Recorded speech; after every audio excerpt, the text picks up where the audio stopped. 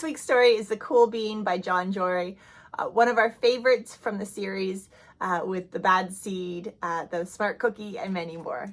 Watch out, here comes the cool beans. The cool beans. Oh yeah, check out how they move. Look at the way they swagger. Notice their sunglasses, yo.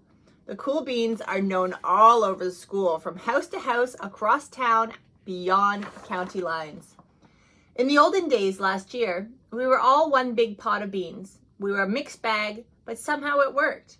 Yep, those were the good old days. And then we stopped seeing each other as much. That's just how it is sometimes. You spend less time together, even though you're not totally sure why.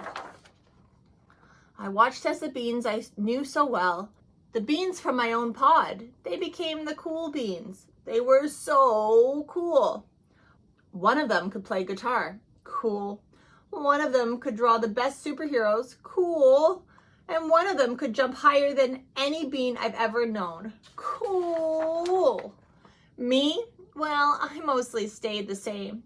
Sure, I made some small changes. I wore sunglasses. I slicked my hair back. I strutted around. I swaggered. I was still picked last for everything. My clothes never seemed to fit. I snorted when I laughed. I walked into stuff. I was an uncool bean for sure. I started thinking to myself as just a common bean with no special skills.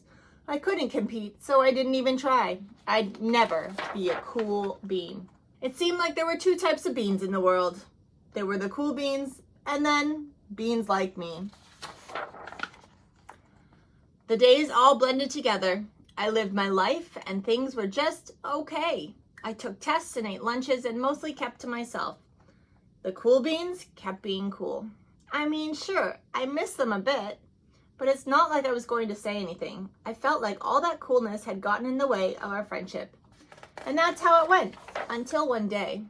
I was in the cafeteria. I dropped my lunch on my loafers, but then something sort of miraculous happened. Out of nowhere, one of the cool beans helped me clean it up. He didn't even say anything. He just gave me a nod, and that was it. Later that day, on the playground, I tripped and scraped my knee, and maybe cried a little bit, and everybody saw it. Another one of the cool beans came to my side, and without a word, dusted me off. That afternoon, I was sitting in class. I wasn't really paying attention. I didn't notice, but our teacher had called on me. Everybody stared. I sat there in silence. Nobody said anything. And then everyone just laughed at me. That was it. After today, I was officially a has-been. But then one of the cool beans stood up and came over to me, and everybody watched. She leaned in close and whispered, "Hey, the teacher asked you to read from page 32. She gave me a quick wink and went back to her seat. It was a small gesture, sure, but it was also everything. I walked home with a goofy smile on my face. I smiled all the way through dinner. That day made all the difference. It was a day that could have been really bad, if not for the kindness of a few cool beans. It gave me a shred of confidence, and that shred of confidence has continued to grow. Somebody had my back, or a few somebodies. After that, I started hanging out with the cool beans again. Not all the time, but sometimes. At lunch, after school, even on weekends. Throughout all of this, I realized that it's not about how you look or any of that other silly stuff. It's about a wink or a nod or a smile at just the right moment. It's about dusting somebody off, helping them up again, and pointing them in the right direction.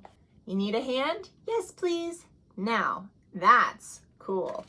And that's the story of the cool bean. Even when friendships ebb and flow, it's really important that those small kindness gestures still exist. We love to see kindness in our hallways and in our community. So don't forget to have those random acts of kindness as often as you can. Have a great weekend.